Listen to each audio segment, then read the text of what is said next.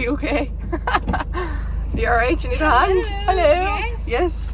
I have brought the goods. Oh, thank you very much. Thank you. Oh my goodness. How are you? I am good. How are you? Yes, good. Where did you get that? A Just little there, was latte. it? Thank you General very Merchants much. at Farside. So this is right. for you. You enjoy that Thank later. you so much. Thank you. You're so welcome. It's lovely to meet you. It's so Isn't lovely it? to meet you. It's so It's lovely so to meet nice you. talking online, but it's just Isn't it? different when you meet And people in do person. you know what I think as well? Like, I don't know about you, but like I have like connected with so many people on Insta, and like you just, I know. You feel like you know them. you really feel don't like you? you know them. And then like if you see them like in the shop or in the street, you're like, oh my god, I know her. I know. And I it's know. like, but no, I actually don't really know, I know. her. I know. You feel like a creep sometimes too, don't you? You do. Oh no, it's lovely to see you. And yeah, let's just like get in straight into straight in. talking. Yeah. So obviously you're a mum of two. Mum of two boys, yeah. 4 and 3. My 4-year-old is I was gonna almost say 5. 4 and 3, so it's a year difference. Super close. So it's a Wow. year and 9 months. Yeah, it's intense. It's been so intense. Like my youngest wasn't planned. Right. Okay. So like when I found out I was pregnant, I'm not joking, Sarah, I was literally devastated because I just found it so hard. Yeah. Yeah. You know, and like I'd spent the best part of the year breastfeeding him. He was so attached. I was trying to study. My husband was bringing him to uni so I could feed him on my lunch breaks. Right. Like Oh. it was so intense. So of course, like number 2, I'm like, I'm not ready to do this again. Like I don't even know if I'm ever ready to do this. But yeah, no, it's been the best thing because they are now super close and you know it's done. I just think bam bam. Get them out. Boom. Yeah, definitely. What age are your kids? Mine are 2.5 and 4.5. Yeah, so there's similar. a bit of like Yeah, 2 years difference. similar ages to mine. It is intense, isn't Yeah, it? It's yeah. so intense. But the older they get, I find they're like the easier it gets because they're so Oh, close to age and then they 100%. can entertain each other. So Yeah. that's great, you know. Totally. Isn't it? And that's, I think as well, like we're going away on our first like family holiday abroad Right. in June. And I'm like, you know what, the boys will be great because they have each other. Yeah. You know, and like they'll So good. entertain each other and play and yeah, it'll be fab. But yeah, mum life is just, it's just intense, isn't it? Yeah. It's totally Nothing can prepare you for it, like no, ever. definitely not. But we'll start with your business. So you have a business in nutritional therapy. Nutritional therapy, yeah. So what got you into that then? I want to know that. So I feel like I spent the best part of my 20s struggling with my health. So when I was 21, I contracted meningitis, bacterial meningitis and septicemia. So yeah, it was grim. Like I was really close to death. Spent 10 days in hospital. Recovery. I just felt. How did you get that? Do you know what caused it?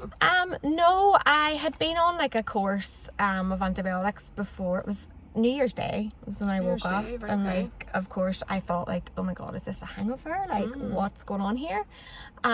Because all the symptoms, it's like, you know, a headache, fatigue, like sore body.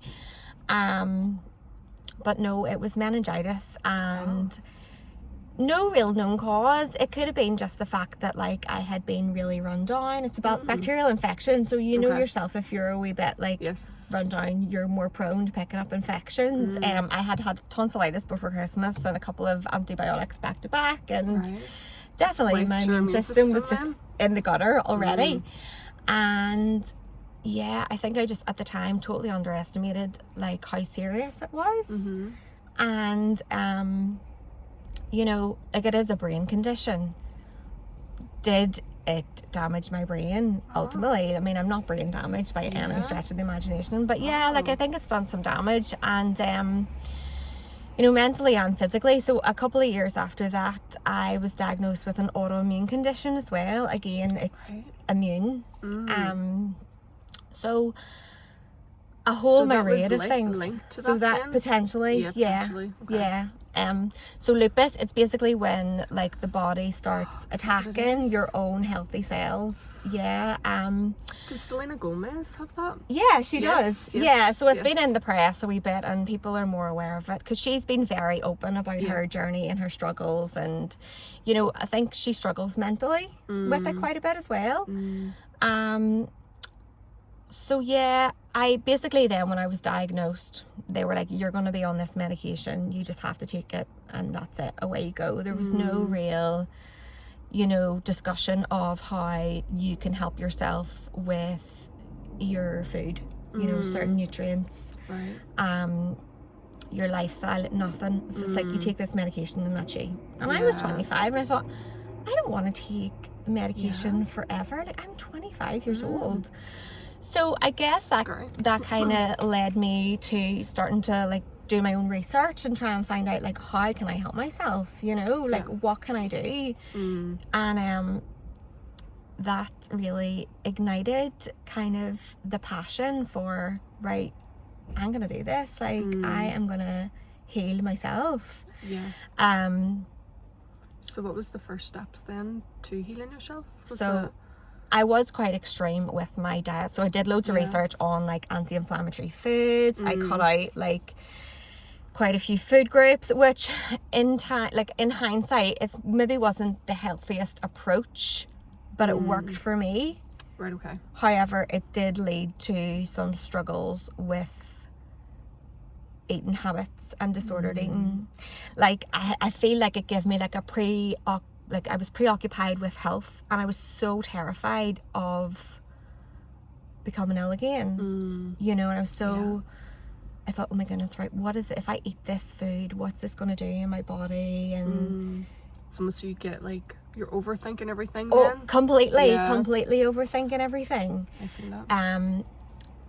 And so yeah, that's then when I feel like things spiraled out of control with my eating, because it was just like, if it's not like a whole food, I can't eat it. If it's processed, I can't eat it. If it has sugar, I can't eat it.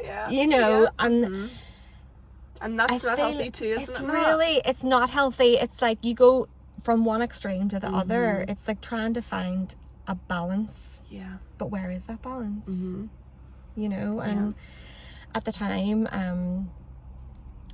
it was coming up to my wedding actually. So I was like 27, 28, and was doing all this work on myself and threw myself into exercise at the time, because for me exercise was a real escapism. Yeah. It was a way to just, you know, go and get those endorphins, forget about the world, just push myself and challenge myself in those 45 minutes or an hour in a class, whatever it may be. But then of course, you know yourself, like it just becomes addictive. And I feel like I have a real addictive personality.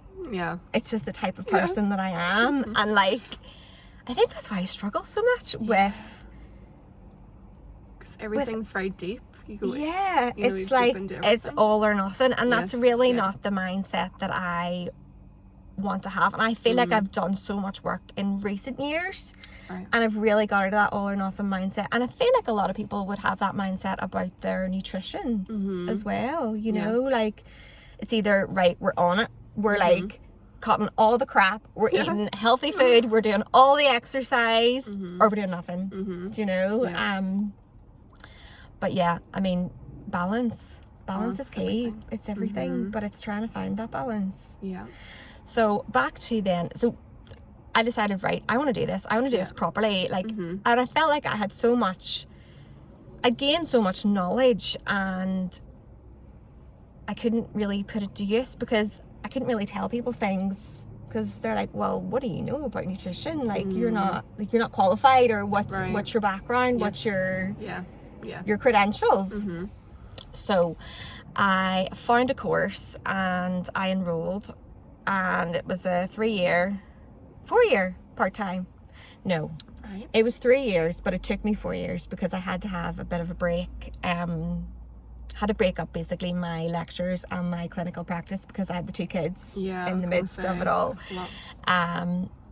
So yeah, I went to CNM in Belfast, there in Stranmillis. I spent my weekends there for 3 years and did it alongside my full-time job. Right. And having the boys as well. So that was intense. And yeah, I qualified in 2020. I think I actually had so Callum, my first born, was born. He arrived 10 days early, the day before my final exam, which was lovely. I'm sure that was... So I had to study for my resets with a 7-week-old attached to my boob. I hope you got photographs, because that's so... I don't even think I did. Oh, I know, so disappointing. But yeah, so I qualified in 2020, and then we were in the midst of lockdown. I feel like my mental health, just with mum life, it's like I'm not in the right frame of mind to start this now. And as time went on, it was like, oh, when is going to be the right time? When is ever the right time? Exactly. Totally. You know, like I feel like I spent most of 2021 really probably in the depths of postpartum. What is this? I have 2 little boys. Like, it's so full on, it's so intense. And we just got over COVID, kind of? Or we were, because Jack was born the day before we went into lockdown. So 2021, I was like, no, definitely not. 2022, I feel like I probably hit rock bottom in 2022 with postpartum anxiety and depression. Yeah. And as well, I thought, well, how can I have postpartum anxiety and depression? My child is 2. Yeah. You know, and it took me a long time to really sort of accept that, like, you know, how could this be happening? He's 2. Yeah. And what's the main symptoms of, like, postpartum anxiety? Because when I look back, I'm like, yes, I definitely did have anxiety, you know, afterwards. I was irritable, angry, on edge all the time. Like, the slightest little thing triggered me. Like, I just didn't recognize myself, Sarah. I really didn't. Yeah. And it's funny because I think the more people I speak to, they're like, yeah, I wasn't diagnosed, but I definitely had some postpartum issues. Yeah. It's funny when you look back, you do see, you know. Totally. I know some people see it when they're in it, but I think a lot of people can be in denial too, because there is so much stigma around it that they don't want to believe that they're maybe struggling a wee bit. And I definitely think, you know, a lot of mums feel that. Totally. And you don't want to, for me as well, I didn't want to accept that was me. Yeah, exactly. Because it's almost seen as like a flaw. Yeah, like a weakness. Yeah, weakness. It's like all these moms have their shit together, so why can't I have my shit together? Exactly. And then you've got social media and you're seeing all these people and you're just I know. And as much as we love social media, and it is amazing, it really is amazing. But it does kind of make you feel like everyone is living their best life all of the time, and you're not. And it can be, you can get so easily sucked into that trap of comparing yourself. Yeah, definitely.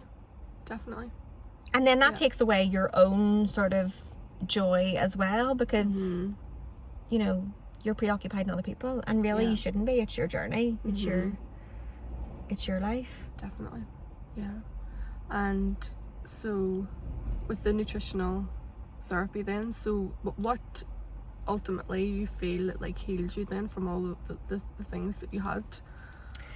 Was it any particular thing, or was it just honestly different things building? Yeah, I feel like with the autoimmune, it was definitely a lot of nutrition and just getting my diet sorted, and obviously I had the disordered eating as well.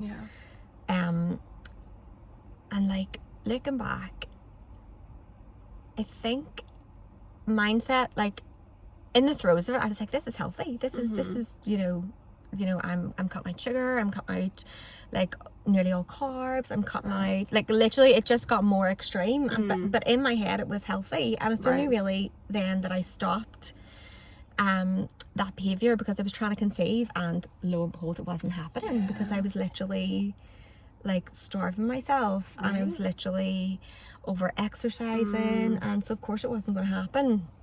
So then when I thought, right, I need to actually sort myself out here, and this isn't healthy. Like I have built this up in my head to be health, but it's really not health. Yeah.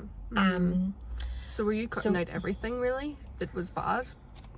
Like processed, Yes, and processed. which is ridiculous because everything's processed. Everything's processed. But in my head I thought, like, this is what I need to do, this is health. Yeah. And it's also like a sort of, not privileged, but you know, it's very expensive, isn't it, to live that 100%. lifestyle It and is. maintain that lifestyle. Yeah, you know, and then 'cause, you like, get so on top of health yourself. foods, yeah, they are expensive. You know, and buying organic is expensive, and you know, all those things. It is expensive. But I think, so ultimately then I was like, I want to have kids. Of course I want to have kids. So I bucked my ideas up. I gained some weight. I got pregnant, and then that was it. That was the sort of the physical Right. healing. And I suppose emotionally and mentally, like after I had the kids, I did spend a lot of time in denial about my postpartum mental health. Right. But once I accepted that, and I reached out and I went to the GP, and you know what, people will be shocked as a nutritional therapist I'm saying this, but I took medication, I took antidepressants, because for me, I was doing all of the things. You know, I was getting outside, I was moving my body, I was getting my steps in, I was doing good exercise, you know, I was eating well. It wasn't enough. Yeah. I was trying to be mindful, I was practicing gratitude, everything, like textbook they tell you to do, I was doing. Yeah. It wasn't enough. So I thought, you know what, like, I'm gonna do this. It's there's no shame in it. There really isn't. And I think Definitely. the more we have those conversations too, like we do, So important. and it inspires other people to reach out as well. You know. Yeah.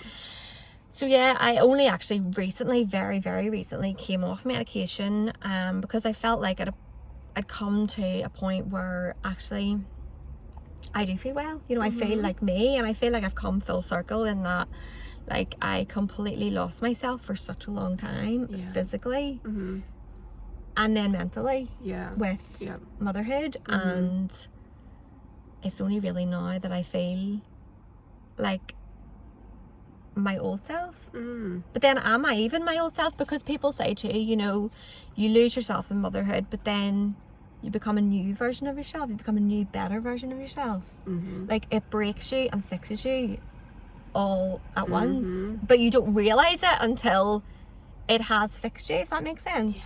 And I feel like now that my kids are that little bit older, like they're almost 5 and 3, you know, I'm out of that intense baby stage, and it's not as intense, it's not as overwhelming. You just feel you can cope better. And I don't know if that's because of the age they're at, or it's just because I've been on my own journey and I've sort of come full circle that way.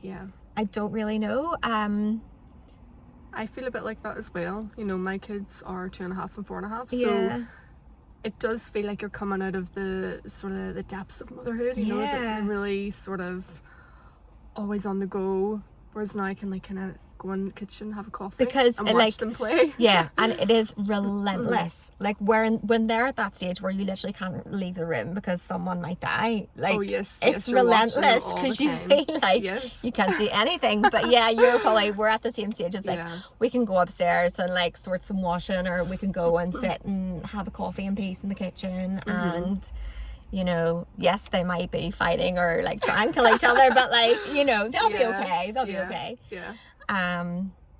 But it is a journey. It is such a journey. Like, these sort of videos are so important for 100%. especially women who are just in it, you know, in that sort of newborn stage, and maybe have a toddler and they're trying to, you know, and they're listening to people that have went through that sort of difficult stage, because it is hard, you know. And you can't, like, nothing can prepare you for it, you know. And like, you don't want to tarnish people's ideologies of what like their experience and their journey is going to be, because I do think there are people who genuinely just find it a lot easier. I am not one of those people. Like, I just did not cope. And I will hold my hands up and I will say I hated the baby stage. I hated the I newborn loved the baby stage. stage. Did you? Crazy? Did Yeah, I you? loved it. Oh no, Isn't that I crazy? just Where my husband wasn't a fan of the baby stage. He was very, he just found it really like anxious. You know, they're so small. they're so small. and What so do you fun, do? You know, Yeah. Whereas I just was like, oh, this is great. I think with my eldest, he was such a not needy. I don't want to say needy. That sounds wrong, but like high needs. He was a high needs baby, do you know? And I just felt so on edge all the time, do you know? And he cried a lot and like fed a lot. God, like I feel like he spent like the best part of a year just feeding and like, you know, You were breastfeeding. yeah. And that in itself is intense too, mentally. Yeah, it's another. And I think that's maybe part of the reason why I was so apprehensive about having a second, because he had literally just weaned, and I thought, oh my goodness, I have to do this all again. Oh yes, yeah. And because as well I was studying, and you know, my poor husband was literally having to drive to Stranmillis like twice a day on a Saturday and Sunday, like so I could feed him, and because he wouldn't, like I'd expressed and I was like, there's, you know, his bottle, you can feed him while I'm gone. No, that didn't happen.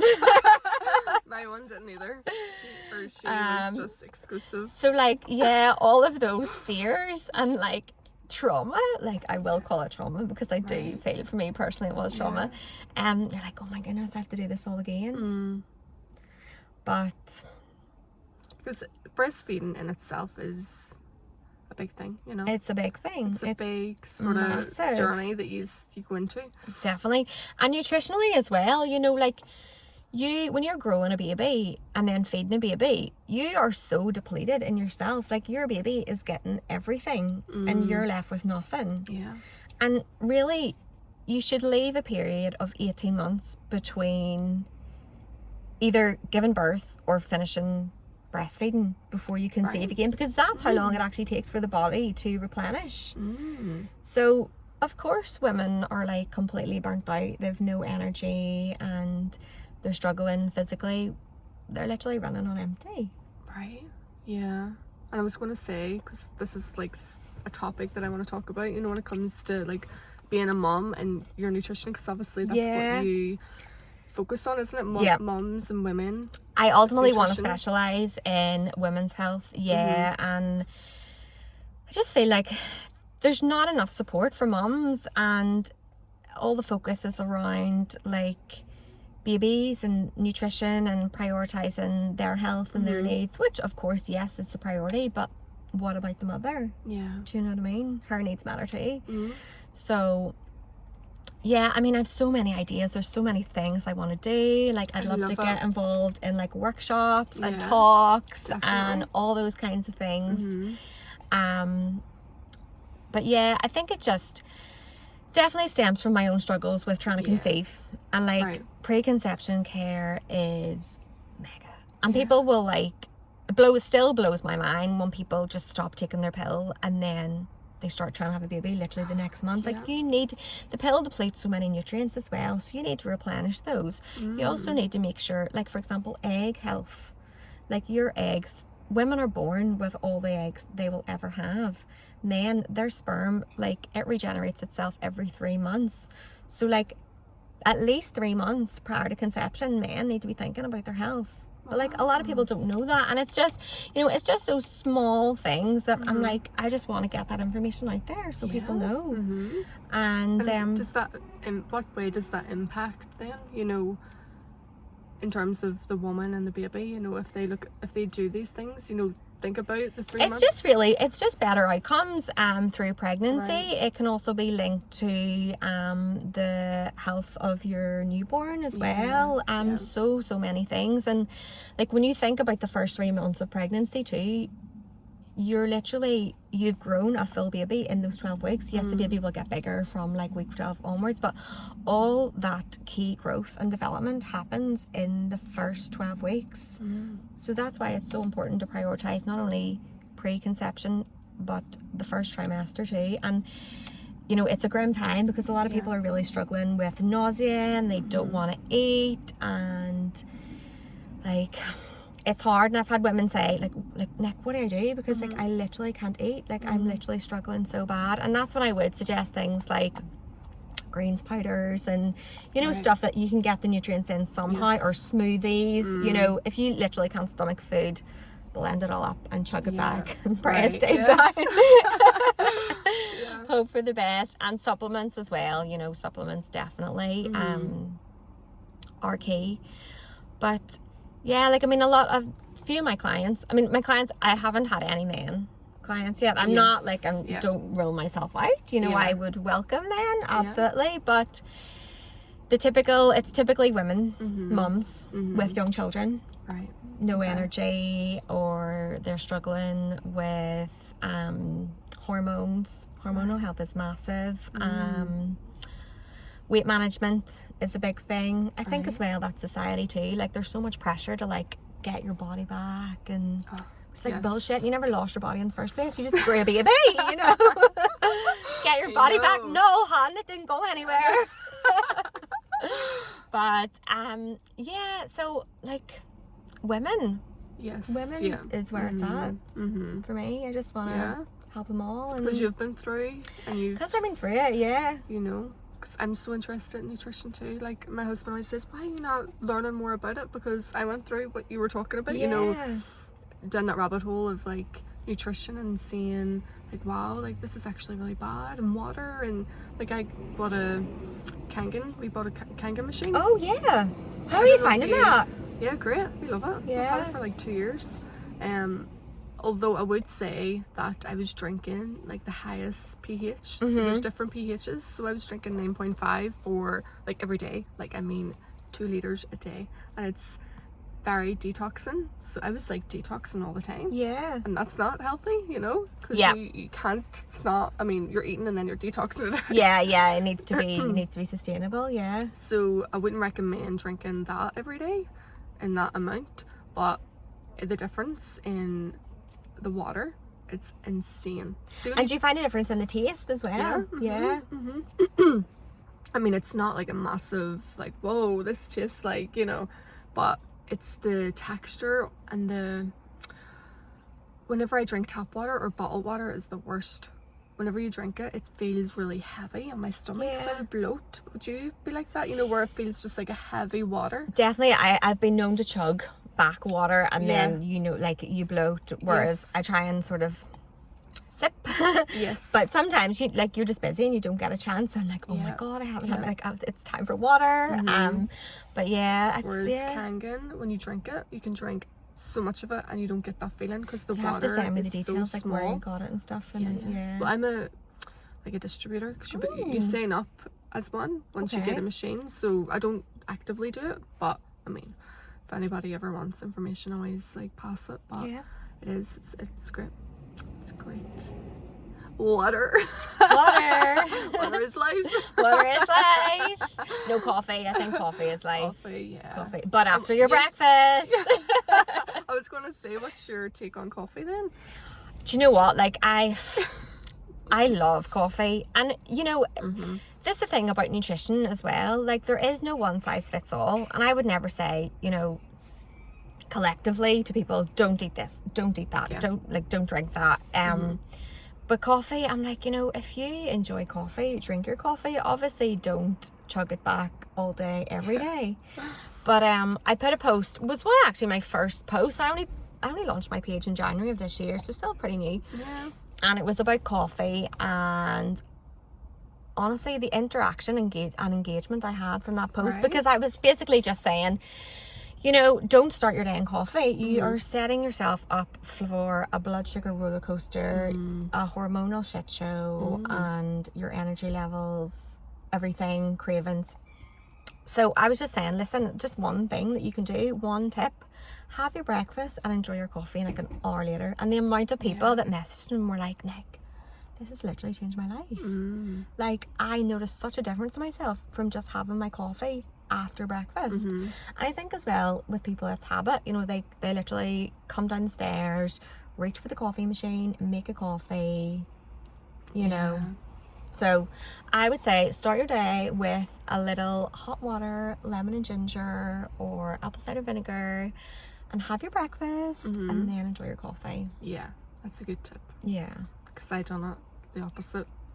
I wasn't really a big coffee drinker, to be honest, only up until the last 6 months. Really? Yeah. Yeah. But I would never drink it first thing in the morning, because I know I would just be like, oh, Jittery. Yeah, yeah. because you think you're literally waking up, you've had no food in probably 12 plus hours, like, as well, for anyone with anxiety, it's just going to exacerbate it so much. Yeah, definitely. But it's funny, I actually gave up coffee for a year and a half when I was trying to conceive, and I think Callum was maybe like 5 days old, and we were actually going into town to get him registered, you know, at the city hall. Yeah. And I was like, Michael, I was like, pull over. He was like, where are you going? I was like, pull over, I'm gonna have a coffee. He was No like, way. what? Like, you haven't drank in a year and a half, like, are you really gonna go back? Like, I feel like you've done so well. Yeah. And yeah, that was me, That back was on it. the bandwagon. Yeah. No, I just love it so much. I've heard so many different, you know, coffee's good, coffee's bad, and I'm at that place now as well where I'm just like, you know, if it feels good for me and I don't have any sort of effects. And if you don't have I'm gonna any, take it. if you don't have any symptoms or any, like, it doesn't make you feel like jittery or wired, then enjoy it. Enjoy it. You know, life's for living too, and I think as well, like, you can't be extreme. Yeah. You have to find that sweet spot for you, and it has to be sustainable. Do you know what I mean? Like, and I think, like, making small changes to your daily routine, so the likes of having coffee after your breakfast or not having coffee beyond 2 p.m, like, it's those small steps that are very, very, like, it's easy to do that, you know, will make the biggest changes to your lifestyle. Did you see Gwyneth Paltrow? There was like a viral about her Yes. breakfast routine, and there's so much. Oh my god, I was What's dying. your So opinion on that? she did, what was it? She wakes up and she has some alkaline water. She fasts, does she? Does she Yes. fast until noon? And then she has bone broth. Bone broth, that's right. And then she has some vegetables, steamed vegetables for dinner. Yeah. Was there a protein source? I can't remember. I know she doesn't eat I don't meat. think so. I actually don't remember hearing. Maybe she did. can't remember, but I do know that it was Yeah. very like a fast. I did have, because a couple of people had shared it. I didn't put anything on my stories about it. I was dying to. Engaged through the old DMs on my opinions, and do you know what? I just think, no wonder. Like, I just thought she looked so ill. Yeah. Like, she's basically living on fresh air, you know, and She really is. and I don't, a lot, like, fasting is really trendy at the minute. It's really, really trendy, and I don't think it's good for women, especially menstruating women. Right. Who, you know, they have a monthly bleed and their hormones. No, it's just not good. Yeah. It's not good. Yeah. There are certain conditions like type 2 diabetes. Absolutely, I would recommend that. Like, I have a client, type 2 diabetic, and she fasts. Now she is in her 60s, so she's menopausal. That's fine. It's, you know, her hormones aren't there. She's not cycling the way we're cycling with our hormones. But no, for women, it's a no-go. Yeah. It's too much on the body. Eat your isn't it? breakfast, and you think about it, like, when you wake up in the morning, your body is already at peak cortisol, because that's, you know, your cortisol rises to waken you up in the morning. That's how we, like, have our sleep-wake cycles. So if you add coffee into the mix, and then you're trying to push through until noon and not eat, like, your cortisol is going to be through the roof, like, and you're going to have no energy.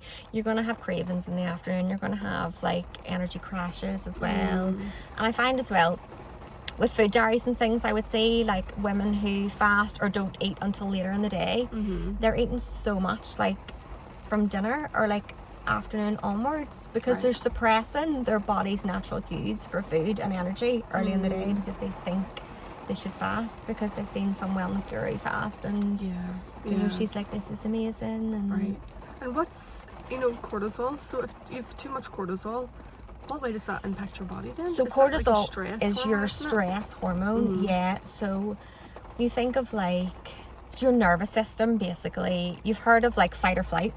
Yeah. Yeah. So fight or flight is basically your body's natural response to stress. So that process like activates like cortisol, adrenaline, all these hormones, and like that's great for times when we genuinely need stress. Like stress, it's not a bad thing. You know, when your body will be in a state of stress when you're exercising, but it's good stress. It's when that stress is chronic and prolonged and you're stressed all day, every day in your life, that can be a problem. It can like trigger all sorts of like a cascade of hormones in the body, things like your energy levels, your like it can sometimes manifest as like gut issues as well, and acne, and like everything is so interconnected. It really, really is. And you know, it's funny because I've had a couple of clients come to me and they're like, you know, I don't actually really have any issues, don't have any symptoms, but I just want to improve my health and I just want to eat better. And it's like not until we go through, because I would take like a really in-depth case history, like my initial consultations would be around 90 minutes. So we really dig deep. Right. And you know, it's not until we sort of sit down one-to-one and they're saying things like, well, yeah, like I go to the toilet maybe every 2 days.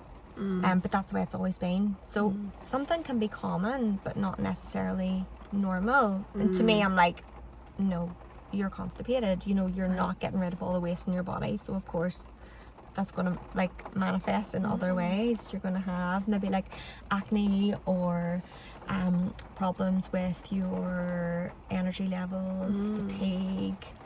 Fatigue is huge, you know. And you should be going once a day or twice a day? At least once a day. Yeah. But yeah, I just think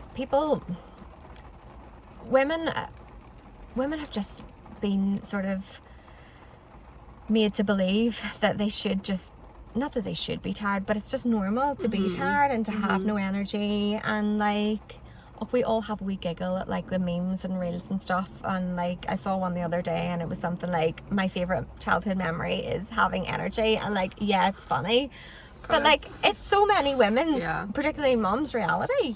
So it is. And like, no. And nutrition is like one of the main things for women and mothers. Like totally. That's something your we diet should really be focusing on. Your diet is crucial. Completely crucial. And if you look after yourself and nourish yourself and give your body the fuel it needs, you're gonna have the energy to be a better mom, be a better partner, be a better friend. You know, you're gonna be an all-around nicer person.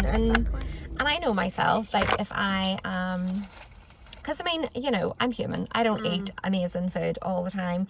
Did I indulge in Easter eggs? Yes. Did I eat my kids Easter eggs behind their back? Yes. You know, so like, and I notice a difference in myself mentally when I'm eating well, and I notice like I'm a nicer person when I'm eating well. And you feel very cloudy, don't you, whenever you eat like crap, basically? You do, you feel so cloudy. You do, and you feel sluggish. And I feel like even your discipline to go out and get your steps in or go and do a class, it takes a hammering too. So it's And what would you say then for just like a general like tip for mums that are maybe not eating and they're in the real depths of like motherhood? Like what sort of tip would you say for them to do? Because obviously they have a lot on their plate, so maybe nutrition's not the thing though, you know. So what one thing could they do just to improve mums? I think like for mums who don't have time, meal prep is like your friend. Meal prep, and like it doesn't have to be, you know, even something like a big curry, you know, or stews, things like that. You can just like do that when your kids go to bed. It maybe takes, or like a slow cooker, like, you know, that involves no effort. You literally just bung it all in the slow cooker and then bulk it out, put it in the freezer. That's you done. Do you know, it's just there. You have nutritious food whenever you need it. Sleep, which I know like as moms we don't really have control over our sleep, but you know, quality matters as much as quantity. And this is actually quite topical in my stories at the minute, but like there's so many things you can do to help yourself, like, you know, don't scroll on your bed, or don't scroll on your phone before bed, or when you get into bed, you know, expose yourself to morning light. Even things like magnesium foods, magnesium as well is really, really good topically. So what I would say is go to Home Bargains or wherever. You can buy a bag of Epsom salts literally for like £4. Throw them in a basin or a foot spa, stick your feet in for like 10-15 minutes at the end of the day. Not only is it such a nice way to wind down and relax, but like the benefits you will get from that, like therapeutically, like magnesium is a miracle mineral. Like it is involved like in so many different processes in the body. It's good for energy, but it's also good for like relaxation and recovery. So it's one of those, like, you know, it gives you energy but it also calms you down. I would have sciatica. I think that's the right way. Sciatica, yeah.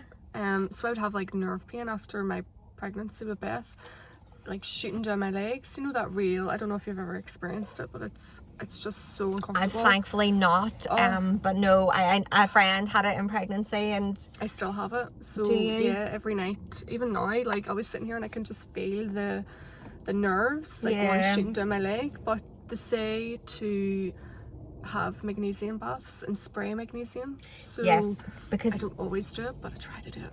See, absorption like transdermally through the skin, it is amazing because it gets into the blood so much quicker. So yeah. There's there's a brand, Better You. Is that what you use? The spray. I love their stuff, the spray is really, really good. Yeah. But also I swear by the Epsom salts. Now I'm not very good at doing it myself, but they're very good. Definitely. And like I'm not really into baths. I don't really like a bath. I wish I loved a bath because I just think it looks like it's so relaxing. I get in, I'm like make such an effort to like light the candles, put my bath oils in, get in the bath, and I'm like, I'm too warm, I need to get out. I'm like, this is not enjoyable. But yeah, so a foot bath is perfect because like it's not as time consuming, and you can literally just pop your feet in. And I'm going to start doing that every night. It's funny because I always think of baths, but I never actually thought maybe just do a foot bath every night and get it in that way. You're still getting it through your feet. But walks, like, as well, exercise, and it doesn't have to be like crazy workouts, going to the gym. Even just, you know, for mums, put your baby in a pram and just get outdoors. Even just like a 20-minute walk around your block or your street, and you know, exposing yourself to light and fresh air. And like, I know myself, if I'll talk myself out of going for a walk sometimes, and you'll be like, no, just go. You'll feel so much better for it. And like, when have you ever said, I really regret going on that walk? I know. You know? Totally. And for moms as well, it's just such a nice, like, it's just a bit of headspace. Baby is generally okay in the pram. Not my eldest though, he hated the pram. So did mine. Oh God. I remember bringing him down to the park, like quite close to where we live, and he just cried the whole way around the park. And I just remember going like, how am I gonna, like, I need to get out and, like you say, go for walks. But he just doesn't like the pram, so I always put him in the carrier sling. That was my thing. And even with my daughter, it was the same. I swore by the sling with Callum. Then Jack hated it. They're so different, aren't they? I know. But definitely that carrier was my best friend. It was my lifesaver as well. And I used to go, because I had like a wee stretchy one, which was great when he was small. But then I used to go to, did you ever go to the IKEA, the sling? Remember they had the sling libraries that were on, like, really? Yeah. And you could go and you could hire one. So I got like, you know, as he got a bit bigger and stuff, I would have went and got like different ones. But yeah, and it was a good way to connect with mums. I don't think they do that anymore. Like, I've never heard of that. No. Well, Callum's nearly 5, so yeah, it would have been like coming up to 5 years ago. We like lockdown, we like lost a lot of stuff, didn't we? Like, we did. Oh yeah, so many things. Yeah. But in terms of motherhood as well, because obviously that's a big topic. There's so many things in that, you know, like with every woman or mum I speak to, there's just so much to cover, and it's hard to cover everything. So it's like trying to focus on the things that like you've really, you know, maybe found the most difficult or the most rewarding, you know. So what have you found within motherhood that has been like your favorite part, or maybe just something that, you know, what have you enjoyed the most with motherhood? Because I know we always tend to talk about the hard stuff, which is important to talk about because it's stuff people don't want to talk about. Totally. I think it's lovely to talk about things that we've enjoyed or what we've overcome. I think for me, the last lot of months when my boys have just become that wee bit older, and you know, like I'm getting conversations out of my 3-year-old and they're talking to each other, and just seeing their little friendship and bond blossom is literally, it's, I just can't even put it into words. I really can't. And you just feel so proud. And I'm like, do you know what? They're mine. Like, they're my babies. I made them. And you know, I've said, like, I didn't enjoy the newborn time. I really, really didn't. Like, toddlers for me, like, although they're savage, like, especially boys, they're crazy. But yeah, like, I just love it. Like, I do just love their energy, and you know, they take no shit from each other, and it's so funny. Like, I love watching them play, and like, just love watching them be together, because they have got to that stage where they are just little pals. Yeah. And it's so lovely. It's so lovely. And you know, they're at that age too where we'll all like snuggle up on the sofa, we'll get into our jammies and we'll watch a wee movie, and I'm like, oh, this is it. I have made it. Yeah, yes. You just be so grateful for those little moments, don't you? Like, instead of amidst the chaos of like a screaming baby or whatever it may be. But yeah, I'm really looking forward to going abroad with them in June. I feel like it'll be such a good... Yeah. Is this the first holiday then?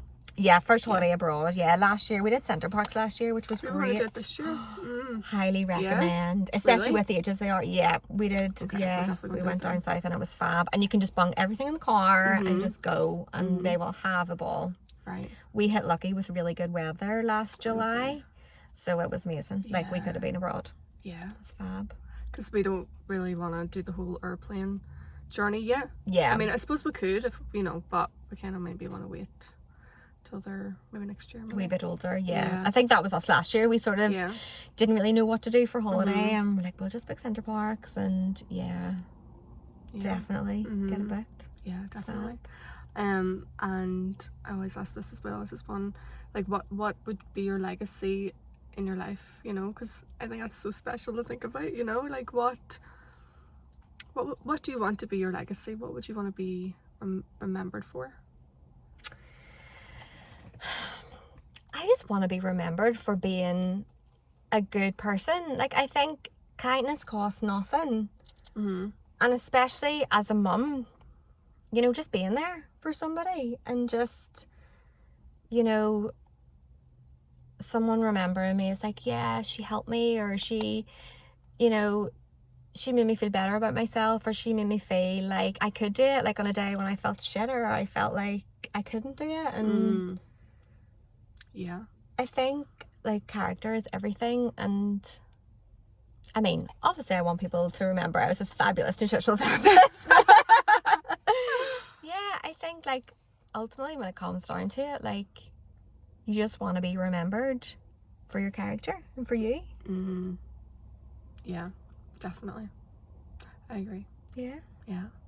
And what about, you know, what would you want your kids to always, like, remember in life as well? Because I always see these videos as something that kind of stays online forever. And, you know, one day our kids might be, you know, come across it and, you know, find wee nuggets of, like, wisdom through it. And I think that's lovely. So I just want my boys to I just want them to remember me for being there for them and for encouraging them and supporting them. And I would never, you know, I just think you should encourage and support your kids no matter what they want to do with their life, or no matter what or who they turn out to be.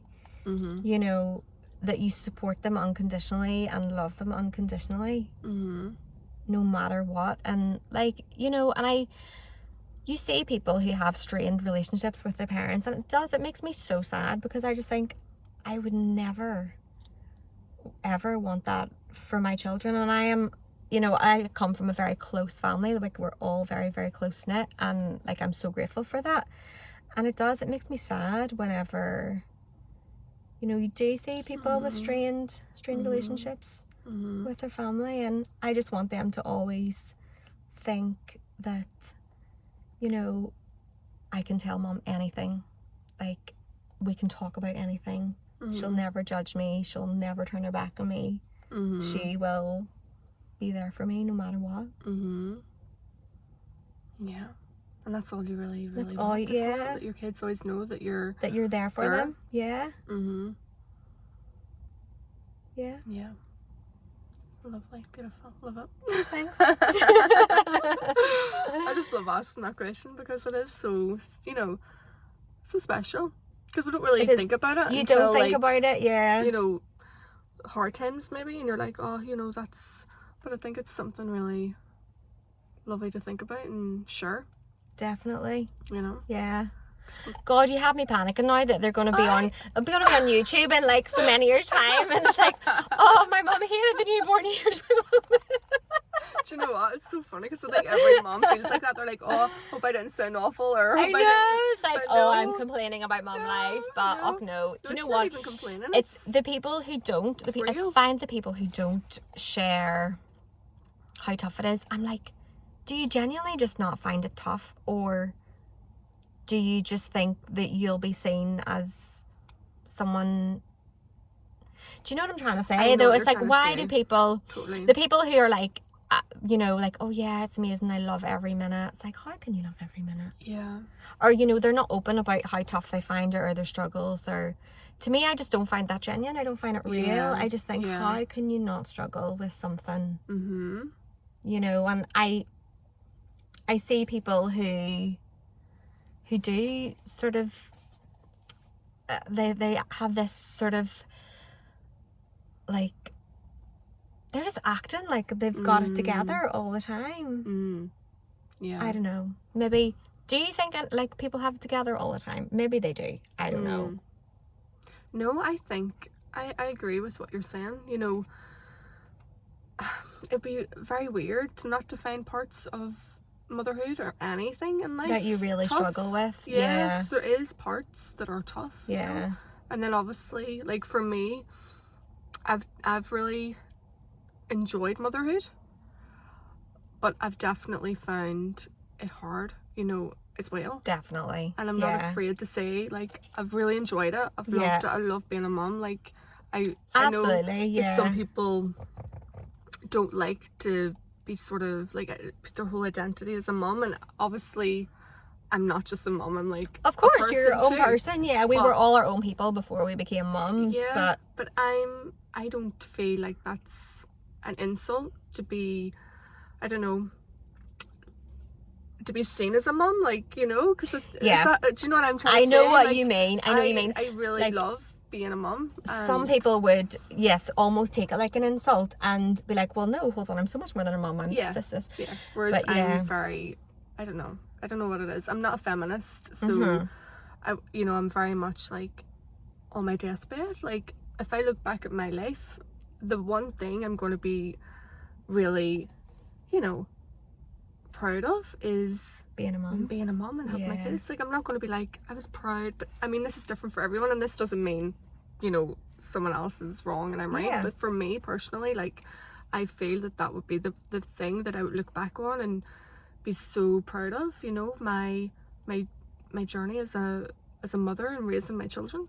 Because to me, that's like the most important role. It is most important, yeah. But obviously, you know, I am, like, they're going to grow up, they're going to be their own people one day, and they're going to go out into the world, and that's when, you know, people that have, like, put their whole life with their kids may go, what I do next? Yeah, it's almost like a case of, like, they don't know their own identity anymore. Yes, but I feel like getting that balance is so important too, you know, because I do know there's going to be a day when they're going to go out in the world, and I'm going to need to, and this is why I think finding your passion and doing something that you're passionate about is important. 100%. So that they see that you're obviously a devoted mom, but also you're doing something that you're passionate about. Yeah. And it's a good example. And when they see that, and I think that sets a really good example. And I think too with nutrition for me, like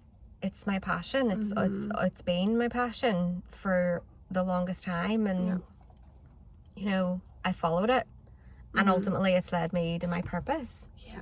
Do you know? I think that might be a quote, like follow your passion and it'll lead you to your purpose. Like I've definitely read that somewhere. But yeah, it is true, because that's all I've wanted to do since I started studying. I was like, this is what I want to do. See, I've been like the opposite. Like for so many years I've been trying different things, and I love certain things, but I've never found like that's my thing, you know. And I'm like, is there that, you know, is that just like a cliche? Like, do we have one thing, or are we just is there some people that just like different, you know, multiple things? But it's funny because my mother-in-law Melanie, she passed there whenever I was pregnant with Nathan. But I remember she said to me, because I felt so lost at one point, you know, with what I wanted to do, and she was like, "Surgeon, have a baby." At the time, I was like, I think I was like, what age was I? About 24 maybe. And I thought, I'm not ready for that yet.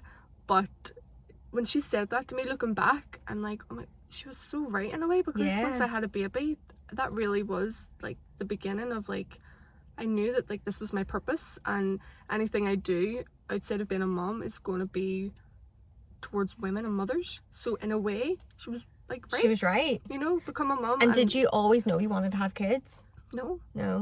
Me too. I remember like in my early 20s thinking that no, I don't think children will be for me. But why was that?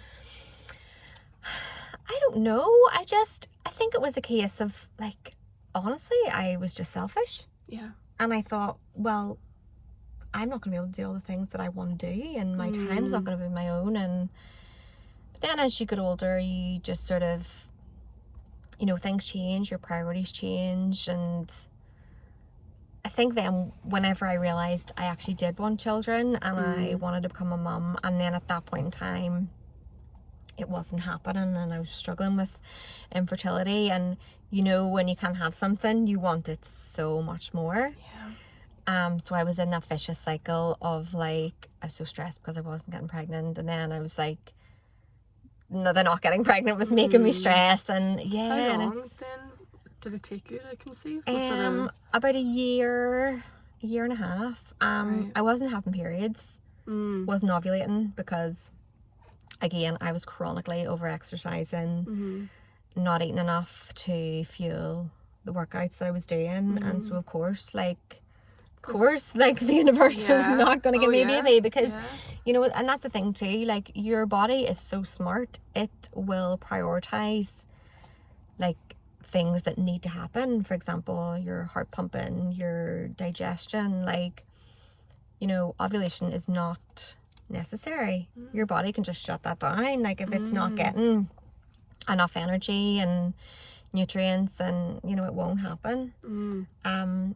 So I think again that was maybe a bit of a sign, and you know, it's like I need to get healthy, because I'm literally affecting my whole life. Did you have to do any treatment or anything? So I was referred to the regional fertility clinic, and I took Clomid. So it's a drug that basically stimulates ovulation. So I did that, started off on a low dose, and nothing happened. Went back again for a higher dose, nothing happened. And then it was the third time, so we're like, this is your last month that we're going to do this, and then we might have to look at other options. And I remember going for, so you take the medication and then you go back for an ultrasound to see if you have ovulated.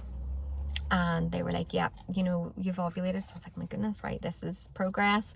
And then we were going on holiday the next week, and I honestly think that just going on holiday and just being away from home and the stress of everyday life and just chilling out, and I did, like, I really made a conscious effort to try and switch off and, you know, not think about it. I still like had a few drinks on holiday, you know, and then that's when I got pregnant with Callum. Right. So of course, like with my struggles with my first. You can imagine the sheer shock when I fell pregnant, like completely out of nowhere with the second. Yeah. And I got caught out too because of, I didn't know that like you're really fertile when you stop breastfeeding.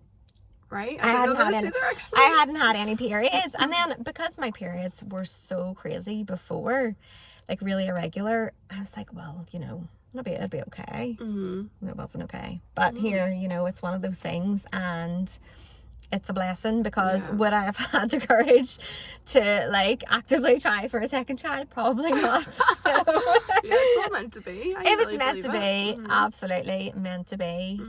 But yeah, no more. We're done. Right. Yes. Okay. 100% done. Yeah. I made the decision last year. I was like, do you know what? Mentally, I couldn't go through it again. Like, as much as I do, I love being a mum and I enjoy them, and I, you know, I just couldn't do it again. Couldn't put myself through the newborn stage. Yeah. Because it's everything. It's like mental, emotional, physical, on all different levels that a woman goes through. Yeah. To, you know, conceive, have a baby, birth a baby, the whole birth, you know, and then the postpartum, and even like I remember seeing somewhere, you know, postpartum never ends, and it doesn't. Never ends. Doesn't it not? Once you have children, that's it. That's it. Know? Once postpartum, always postpartum. And as much as I loved pregnancy, loved both my pregnancies, had 2 amazing births, and that's the one thing that I feel really sad about. I'm like, I'm never going to do that again. Yeah, like, I'm never... Because you feel like a fucking queen when you birth your baby, don't you? It's literally the most insane feeling in the world, and you cannot, like, you just can't put it into words. Like, and so I think knowing that I'm never going to have that again makes me a bit like, oh. It's emotional, isn't it? It's so emotional. Yeah, because I've been thinking lately about, you know, because I don't think we'll ever have any more, but always, you know, you never know. Yeah, because I saw your on your Instagram, your home birth, your second. Yes, yeah. And that was sort of, like, and yes, I remember, because right. I know, I've like connected with Lindsay through Insta as well, and like, I remember like a couple of years ago, it's like, Lindsay, you're gonna, like, if I go for number 3, we're gonna do it, I'm gonna have a home birth. And no, it's definitely not happening. But yeah, I just think it's amazing, it's so special. It's lovely. Yeah, completely like different experience, you know. Yeah. And it's just, like you said, you know, knowing you're not going to get to experience that, there's that sort of grief or something that you feel. Yeah, like, it's almost like a little bit of a, because you know that you're never going to feel that again. I know. I'm okay with that though, I think. Like, deep down, I'm okay. You're okay. I'm okay with that. Yeah.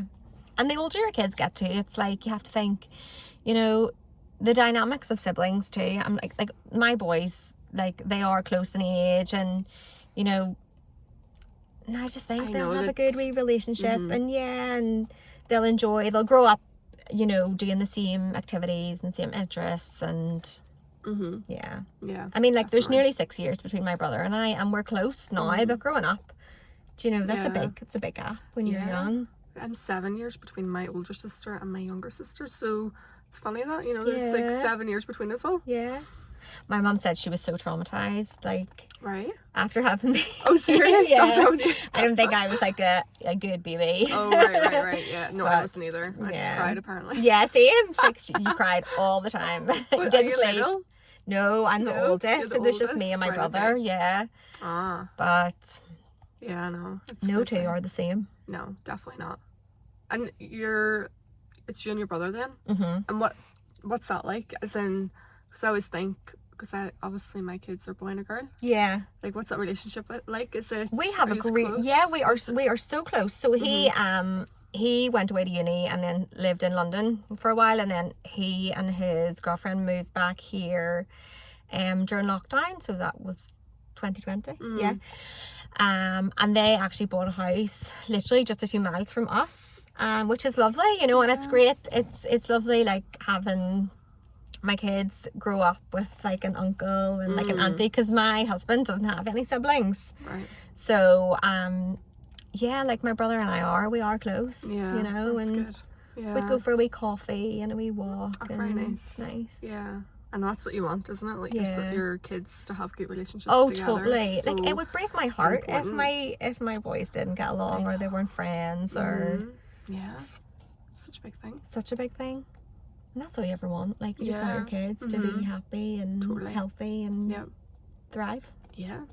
And I was going to do, I'm going to plan like a meetup with all the mums that have been doing this. So I'm on the ball with that, but I can't wait for that. Keep me posted. I know, yes. It'll be amazing, I think. That will be good, yeah. It's like building a little village, you know? Totally. And that's it, like, it takes a village. But we don't have the village anymore in 2023. Like, we're trying to do all of the things. Like, there's just so many balls in the air at any one time. And it's, you know, and that's the thing too, like, it's mothering, like, having your kids and mum duties would be completely fine. It'd be easy if you didn't have all of the other things to do. It's all of the other things that make you feel like, oh my God, I can't do this. There's so much pressure. There's so much to do, you know, but definitely. Whereas people in the villages back then, like, people would, you know, take turns with, like, they had those support systems. But then when you think about it, would you be comfortable doing that now? Well, I know. This is true. This is true. We're so, I don't know, just evolved, and I don't think we're like that meant, you know, our society so like the Western world anyway, we're not very much like that anymore. We're not like that. We're very private, like, close your door, you know, and then if your friends come over or family, like, and then they leave, you know, there's none of that sort of like, I'll clean your living room. I know.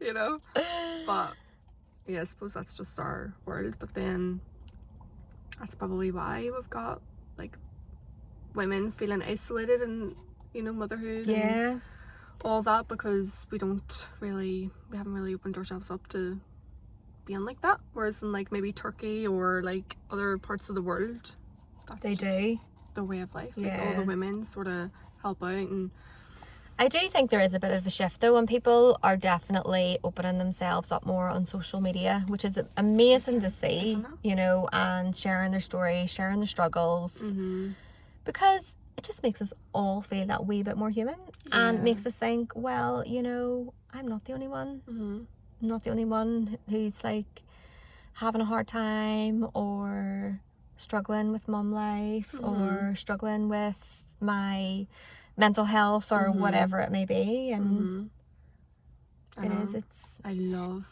so grateful for Instagram. So am I. Like, I really am. Isn't it amazing? It's like amazing. I've met so many people on it, and I'm just like, this is mad that online you get to meet people and develop connections. Like, I had another Instagram before the one I have now, and there's so many people from all around the world that I was connecting with. And then obviously I moved to this one for this purpose, you know. But it's just incredible.